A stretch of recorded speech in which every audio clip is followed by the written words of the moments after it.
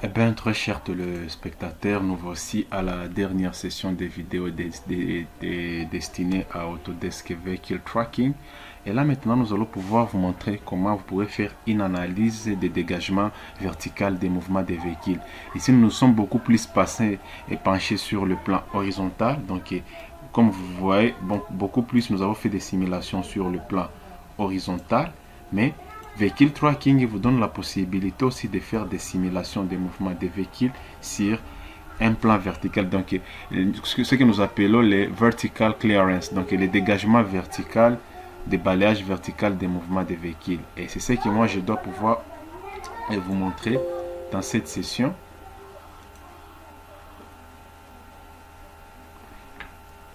Donc ici, nous allons vous montrer comment faire les dégagements d'analyse verticale des mouvements des véhicules. Qu'est-ce que moi je vais faire dans ce cas-là? Dans ce cas-là, je vais afficher tout ce qui a été caché.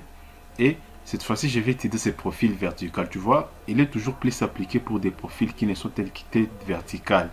Et pour ce qui est des tracés en plat ici, donc l'allemand ici, ça c'est le tracé en plat pour ce qui est de ces profils ici. Et maintenant, pour ce qui est de ces profils ici, voici son profil allant des terrains naturels. Sorry, excuse me. Pour ce qui est des tracés en plan, de ces lignes, l'alignement ici des tracés en plan, voici son profil allant des terrains naturels ici. Bon, ici j'ai déjà fait les profils allant et les profils à travers.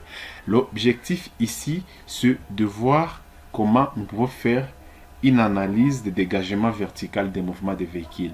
Ici, je vous ai montré comment nous pouvons faire une analyse des mouvements des véhicules dans le sens horizontal. Mais je vous assure que Vehicle Tracking vous donne aussi la possibilité de faire le mouvement vertical aussi. Comment vous pouvez faire l'analyse des mouvements verticaux des véhicules, donc le dégagement vertical des mouvements des véhicules. On se demande maintenant par rapport au sens et par exemple ZX, XZ, comment va se comporter les véhicules sur ces terrains ici. Quel est le mouvement des véhicules en fonction des types de véhicules que nous allons utiliser. La première des choses, il faut d'abord définir les véhicules. Ici, moi, je vais utiliser toujours ces traits-là ici. Mais si je vais, je peux changer tout ce que je veux. Vous voyez, j'ai tout ce qu'il me faut ici. Je peux changer des Mercedes, je peux passer par tout. Nissan, il y a toutes les marques des véhicules ici, vous voyez. Et voilà, mais moi, par défaut, je dois pouvoir utiliser ça. C'est ce que moi je préfère. Je vais utiliser ça et je vais cliquer sur OK. Arrivé là, qu'est-ce que moi je vais faire? Je vais aller sur Clearance. Donc ici, je vais faire une analyse des dégagements verticaux des mouvements des véhicules. Alors, qu'est-ce que moi je vais faire? Je vais aller ici, Vertical Clearance, donc dégagement vertical. Et là, ici, voilà ce qu'on me dit. Do you wish to use the default vehicle DWB 40 intermediate semi-trailer for this vertical clearance analysis? On me dit, est-ce que je préfère utiliser cette marque de véhicule pour ce qui est de cette analyse sur ma route? J'ai dit oui. Et puis là, on me donne la possibilité de cliquer ici. Voilà, on me donne la possibilité de cliquer là. Quand je vais cliquer ici, vous voyez l'erreur qui s'est fait là. Cannot use profile as vertical exaggeration is not 1.0.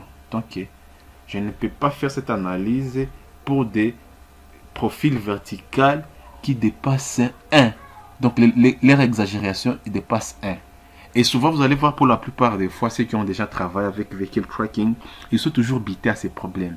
Maintenant, dans cette vidéo, moi, je vais vous montrer comment vous pouvez résoudre ces problèmes. Pour résoudre ces problèmes, c'est très simple. Qu'est-ce qu'on va faire? Nous allons aller ici. Nous allons cliquer sur l'ensemble du profil. Et moi, je vais faire un clic droit. Je vais aller sur Edit Profile View Style. Je clique ici. Quand je clique ici, vous voyez ici qu'est-ce qu'on écrit? Vertical Exaggeration. Tu vois? Moi, j'ai mis ici, c'est 10 par défaut.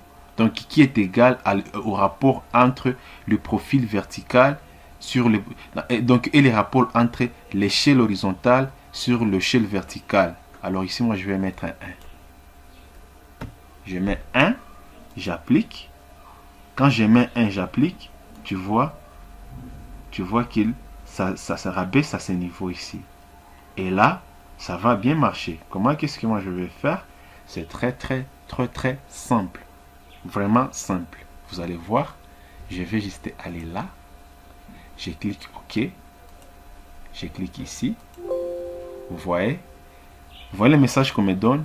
Unity 2 in this vehicle has default ground clearance set. Any following unity may also use default values. We recommended that you review this value before running a vertical clearance analysis. Do you want to proceed with this default? OK. Moi, par défaut, je vais utiliser ce véhicule. OK. Et voilà le profil vertical et dégagement vertical des mouvements du véhicule sur un profil à long d'un projet de route avec Civil 3D. Vous voyez, ça suit toute cette allure ici. Donc, tu vas voir, le véhicule quitte là-bas et attaché au terrain et qui va faire ses manœuvres. Et c'est facile, c'est possible. Vous allez voir comment je peux faire une petite simulation avec. Je vais juste cliquer ici. Je vais aller là où on écrit Place Outline. Je clique là. Tu vois directement. Tu vois que ça me montre comment le véhicule va passer. Par rapport au profil, tu vois ici, il n'y a pas de châssis. Je dois ajouter des châssis pour que nous puissions voir des pneus. Je clique là. Les pneus sont là. Je vais mettre aussi des symboles. Et voilà. Tu vois maintenant comment le véhicule va rouler, qu'on roule comme ça par rapport à ces profils de terrain naturel. Ça, c'est déjà ce que nous appelons existing ground. Ça, c'est un terrain existant sur lequel nous voulons faire un projet de route, mais qui est toujours roulable. Donc, par exemple, ça peut être juste un terrain naturel, par exemple, constitué de tours bâtis en argile. Et voilà comment ça monte, tu vois, et ainsi de suite. Et là, par exemple, je peux m'arrêter ici. Si je vais prendre ces captures d'écran et les représenter dans un rapport, par exemple, je m'arrête là. Et je mets ça. Et directement, qu'est-ce que moi je vais faire? Je peux te faire un capture d'écran. Ça, c'est la première des choses. Donc, ça, c'est pour ce qui est des mouvements des véhicules, le dégagement vertical et vertical clearance, donc le dégagement vertical du mouvement des véhicules sur ma chaussée.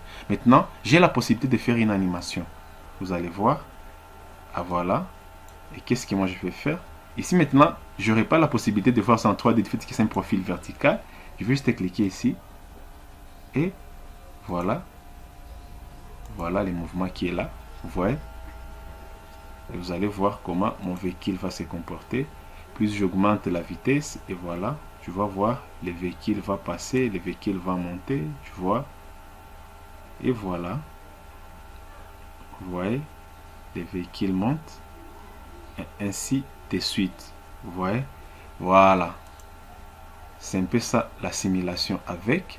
Maintenant, qu'est-ce que moi je vais faire ici? Ici, je vais supprimer ces mouvements. Je vais changer les profils. Maintenant, je vais quitter du profil à long et du profil à long terrain naturel et du profil à long du terrain naturel à un profil du projet. Maintenant, je vais mettre ça. Et voilà.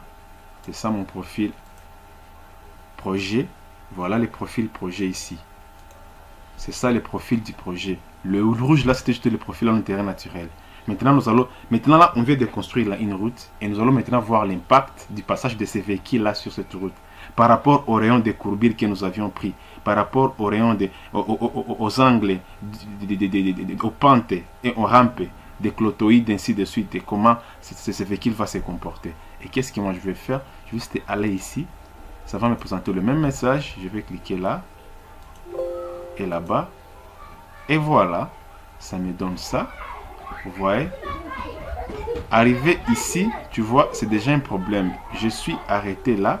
Du fait que je ne peux pas continuer ici. Ici, la pente est trop forte.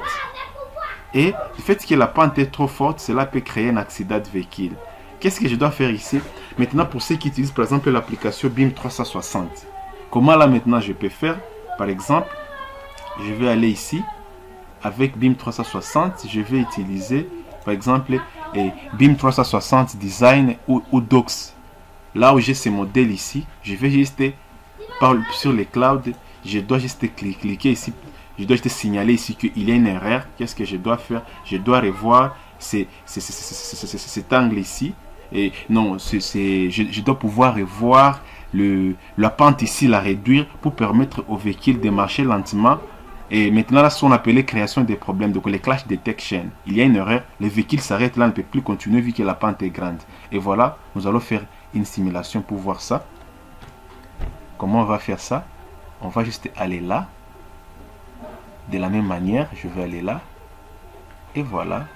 Arriver là, ça va, ça va, ça va, ça va. Tu vois, le véhicule passe. Mais arrivé ici, le véhicule ne peut plus continuer. Tu vois, le véhicule ne peut plus continuer parce qu'il y a une erreur déjà qui est là. De la même manière, si nous voulons faire une simulation, ça sera de la même manière. Parce que là, nous allons faire une simulation. Et vous allez voir, arriver là-bas, vous voyez, le véhicule s'arrête là. Qu'est-ce que moi je vais faire ici? Je clique sur Close. Et là, je vais juste supprimer ça. Je dois revoir ici. Et je peux juste, par exemple, faire monter. Voilà.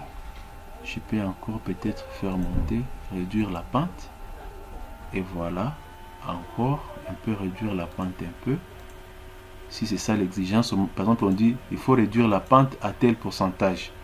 Et maintenant, à partir de ce pourcentage-là, je dois peut-être revoir encore. OK. Voir si le problème est résolu. Ah, sorry.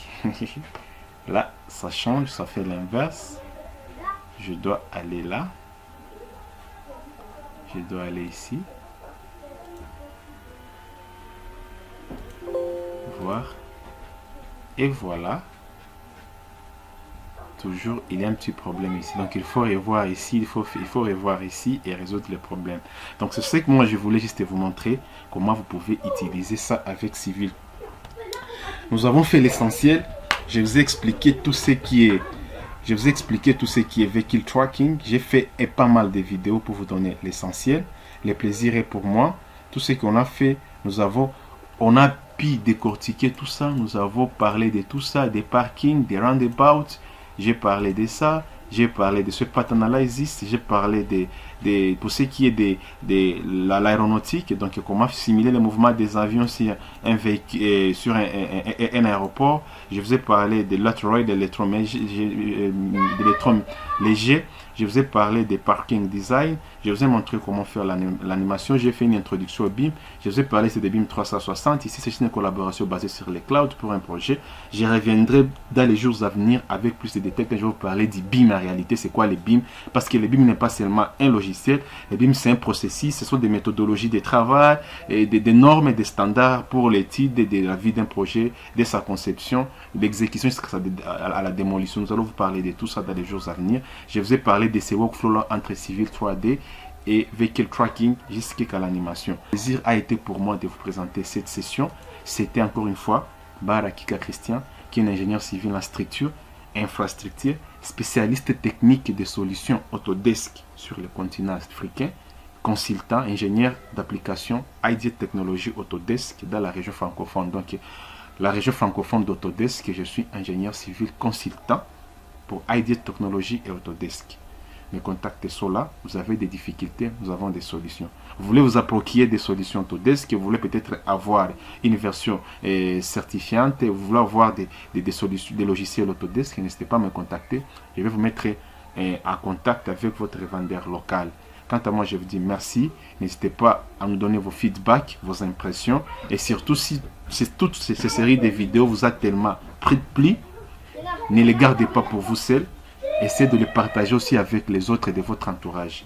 Merci beaucoup et que Dieu bénisse la République démocratique du Congo. Bonne journée et bon week-end chez vous.